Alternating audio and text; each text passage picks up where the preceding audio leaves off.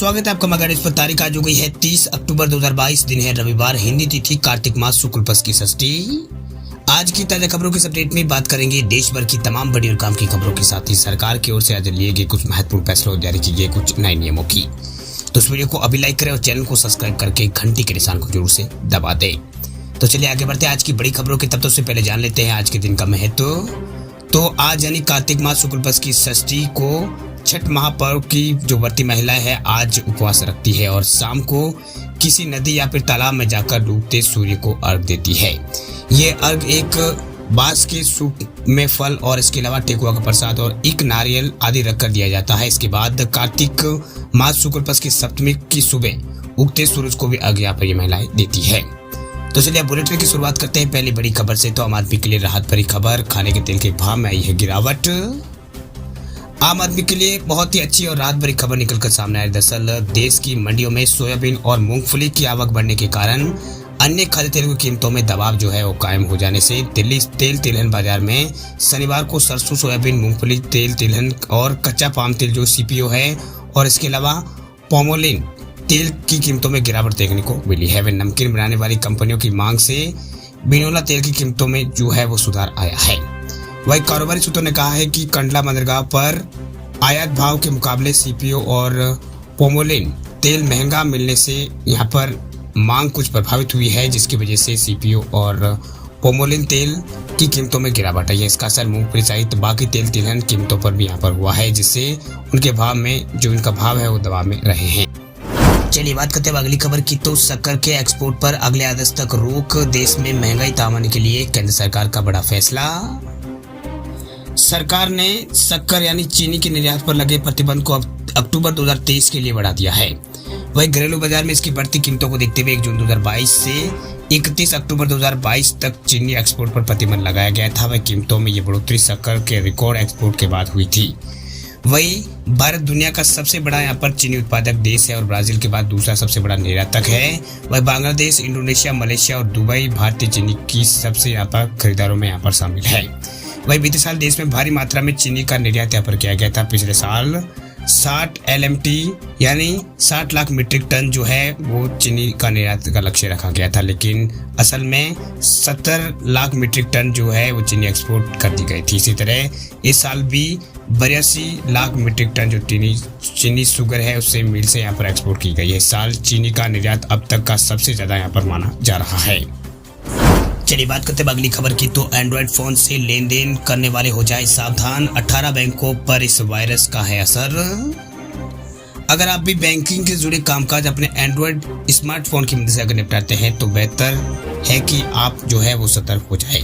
दरअसल लोगों की जानकारी चुराने के लिए बदनाम डेरिनिक वायरस एक बार फिर यहाँ पर खतरा बनकर लौट आया है। दरअसल मीडिया में आई खबरों के मुताबिक माने तो देश के 18 बैंकों के ग्राहकों पर इस वायरस का असर देखने को मिल चुका है। ये वायरस लोगों की जानकारियां जो है जरूरी जानकारियां है उसे चुरा रहा है और इन जानकारियों की मदद से लोगों के खातों में बड़ी संख्या में जो रकम चुराने की घटना है वो भी सामने आई है। दरअसल ये जो वायरस है इससे पहले यहाँ पर 2016 में पकड़ा गया था। हालांकि रिपोर्ट्स के मुताबिक अब ये वायरस पहले से ज्यादा खतरनाक स्वरूप में सामने आया है। ये लोगों के एंड्रॉइड फोन में जो एंड्रॉइड फोन उनको यहाँ पर इम्पैक्ट करने के साथ यहाँ पर सारी जो जानकारी है उसे चुरा लेता है। वही ये आपकी स्क्रीन को भी यहाँ पर रिकॉर्ड कर सकता है और कीस्ट्रोक्स को भी प्रभावित यहाँ पर करता है। फिलहाल ये वायरस आयकर विभाग के मैसेज की शक्ल में लोगों के फोन में यहाँ पर दाखिल हो रहा है। वह इस तरीके में लोगों के पास बिल्कुल असली लगने वाले मैसेज आते हैं जिसमें रिटर्न रिलीज करने की नाम पर लिंक पर क्लिक करने के लिए कहा जाता है। वही एक बार गलती से अगर लिंक पर आप क्लिक कर लेते हैं तो वायरस फोन के अंदर लोड हो जाता है और आपकी जो सूचना है वो लीक होने लगती है। ये तुरंत ही मैसेज कॉल या फिर कॉल लॉग या फिर इसके अलावा फाइल स्टोरेज तक यहाँ पर पहुंच बनाते हैं। इसके बाद फोन पर नियंत्रण कर लेते हैं और आपको इस बारे में पता भी नहीं चलता है। तो कैसे इससे यहाँ पर दूर है तो आपको बता दें कि सिर्फ सुरक्षित जगह से ही जो आपका जो ऐप है उसे डाउनलोड करें, यानी गूगल प्ले स्टोर या फिर कोई भी आपका मोबाइल का जो प्ले स्टोर है उसी से ऐप को आपको डाउनलोड करना है। बाहर के थर्ड पार्टी ऐप्स को आपको डाउनलोड करके इंस्टॉल नहीं करना है। बात करते हैं अब अगली खबर की। तो फेसबुक और ट्विटर पर कंटेंट रेगुलेशन की मनमानी पर लगाम लगेगी। अब सरकार ने बदल दिए हैं नियम।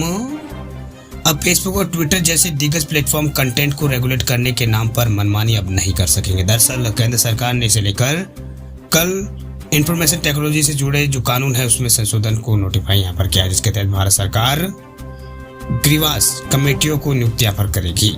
वहीं कमेटियों का काम यूजर्स की शिकायतों का निपटारा करना है। वहीं उन्हें मेटा और ट्विटर जैसे प्लेटफॉर्म पर कंटेंट मॉडरेट करने के फैसले के खिलाफ यहाँ पर किया है। वही गजट नोटिफिकेशन के मुताबिक इंफॉर्मेशन टेक्नोलॉजी का जो रूल है 2022 उसके ऐलान के दिन से 3 महीने के भीतर एक या फिर एक से अधिक जो ग्रीवांस जो अपीलेंट कमिटीज है उसका गठन यहाँ पर होगा। चलिए बात करते हैं अगली खबर की। तो राजस्थान की गहलोत सरकार राजस्थान के 1 लाख परिवारों को देगी ब्याज मुक्त लोन। चुनाव साल से पहले एक बार फिर सरकार ने किसानों के साथ साथ ग्रामीण परिवारों को भी साधना राजस्थान के अंदर शुरू कर दिया। दरअसल गहलोत सरकार ने ग्रामीण परिवारों को लोन की मंजूरी देकर बड़ा दांव खेल दिया है। दरअसल राज्य सरकार ने कृषि के अलावा दूसरे कार्यों के लिए भी यहाँ पर सरकार 2 लाख रुपए तक का ऋण जो है वो उपलब्ध करवाएगी। वही गहलोत सरकार राजस्थान ग्रामीण परिवार आजीविका योजना के तहत 1 लाख परिवारों को कृषि के अलावा दूसरे कार्यों के लिए भी यहाँ पर ऋण देगी। ये ऋण ग्रामीण परिवारों को ब्याज मुक्त यहाँ पर दिया जाएगा। बता दें आपको कि इसके लिए राज्य सरकार ने तैयारियां जो है अब शुरू कर दी है। इस योजना के जरिए राजस्थान के अंदर जो है सरकार 2000 करोड़ रुपए का जो लोन है वो वितरित करेगी। इसमें आकर्षक कार्य जैसे हस्तशिल्प, लघु उद्योग और कताई बुनाई और रंगाई छपाई से आजीविका पर निर्भर लोगों को लोन उपलब्ध करवाया जाएगा। वह राज्य सरकार द्वारा ये लोन कमर्शियल बैंक या फिर क्षेत्रीय ग्रामीण बैंक या फिर सहकारी बैंक द्वारा यहाँ पर दिया जाएगा। वही इस योजना में आजीविका के समूह को ब्याज मुक्त ऋण से जोड़ना महिला सशक्तिकरण की दिशा में एक अहम कदम है। बात करते हैं अगली खबर की। तो दिल्ली में अब सफर करना हुआ है महंगा, ऑटो टैक्सी का किराया बढ़ा, सरकार ने दी है मंजूरी। सीएनजी की बढ़ती कीमतों को देखते हुए दिल्ली सरकार ने ऑटो रिक्शा और टैक्सी के किराए में वृद्धि के प्रस्ताव को मंजूरी दे दी है। दरअसल ये घोषणा जो है एमसीडी के चुनाव से पहले की गई है, जिसकी तारीख को घोषणा यहाँ पर अभी की जानी है। वही ऑटो रिक्शा चालक यहाँ सत्तारूढ़ आम आदमी पार्टी का एक बड़ा वोट बैंक यहाँ पर है। वही संशोधित किराया ढांचे के मुताबिक ऑटो रिक्शा के लिए शुरुआती जो है 1.1 किलोमीटर की दूरी के लिए न्यूनतम जो किराया है वो 25 रुपए से बढ़ाकर 30 रुपए यहाँ पर दिल्ली के अंदर कर दिया गया है। वही सीमा के बाद हर 1 किलोमीटर पर किराया 9.5 रुपए से बढ़ाकर यहाँ पर 11 रुपए कर दिया गया है। प्रतीक्षा शुल्क और रात के शुल्क में फिलहाल कोई वृद्धि यहाँ पर नहीं की गई है, जबकि अतिरिक्त सामान के लिए शुल्क जो है 7.5 रुपए से बढ़ाकर 10 रुपए कर दिया गया है। बात अब करते हैं अगली खबर की। तो इंडियन बैंक के ग्राहकों के लिए खुशखबरी, बैंक ने एफडी की ब्याज दरों में की है बढ़ोतरी। आरबीआई की ओर से रेपो रेट में बढ़ोतरी के बाद अब बैंकों ने भी अपनी ब्याज दरों में इजाफा करना शुरू कर दिया है। लोन पर ब्याज बढ़ाने के अलावा बैंक जो है वो जमा पर भी ब्याज दरों में इजाफा करने लगे हैं। वह पब्लिक सेक्टर के इंडियन बैंक के ग्राहकों के लिए अच्छी खबर निकल कर सामने आई। दरअसल इंडियन बैंक ने फिक्स डिपॉजिट यानी एफडी पर ब्याज दरों में बढ़ोतरी की है। वही इंडियन बैंक की जो नई दर है जो 2 करोड़ रुपए से कम की एफडी पर लागू होगी, जबकि नई बैंक की जो नई ब्याज दर है वो कल से प्रभावी हो चुकी है। वही बदलाव के बाद बैंक ने 1 वर्ष से 5 वर्ष या फिर उससे अधिक की अवधि में मैच्योर होने वाली जो जमा राशियों है उनके ऊपर ब्याज दरों में 90 बेसिस पॉइंट तक की वृद्धि यहाँ पर की है। वह इंडियन बैंक अब 7 दिन से लेकर 5 वर्ष से ज्यादा में मैच्योर होने वाली जमा राशियों पर 2.80% से लेकर 6.5% तक की ब्याज का पेशकश कर रहा है। वही 2 साल से लेकर 3 साल के कम में मैच्योर होने वाली जो एफडी है उसके ऊपर इंडियन बैंक अधिकतम 6.5% ब्याज दर जो है इंडियन बैंक से प्राप्त होगी। बात करते हैं अगली खबर की। तो उदयपुर अहमदाबाद के बीच ट्रेन 31 अक्टूबर से दौड़ेगी नए ट्रैक पर, पीएम मोदी दिखाएंगे हरी झंडी।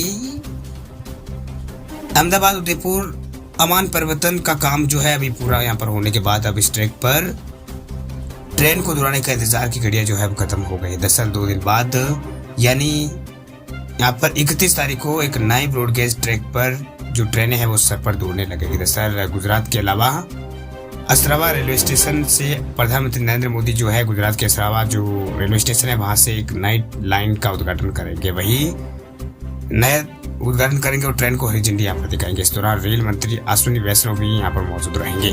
वही ट्रेन के उद्घाटन के बाद इस पर लंबी दूरी की 3 ट्रेनें दौड़ेगी। इस रेल लाइन पर चलने वाली ट्रेन मेवाड़ और वागड़ अंचल की गुजरात के रास्ते दक्षिण भारत की कनेक्टिविटी में यहाँ पर बढ़ेगी, यानी इससे गुजरात मेवाड़ और इसके अलावा वागड़ अंचल की गुजरात के रास्ते दक्षिण भारत की जो कनेक्टिविटी है उसमें बढ़ोतरी होगी।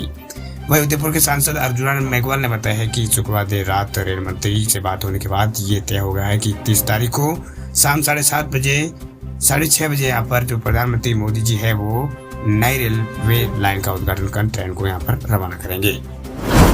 बात अब करते हैं अगली खबर की। तो पुलिस में भर्ती होने वाले युवाओं के लिए खुशखबरी देखिए।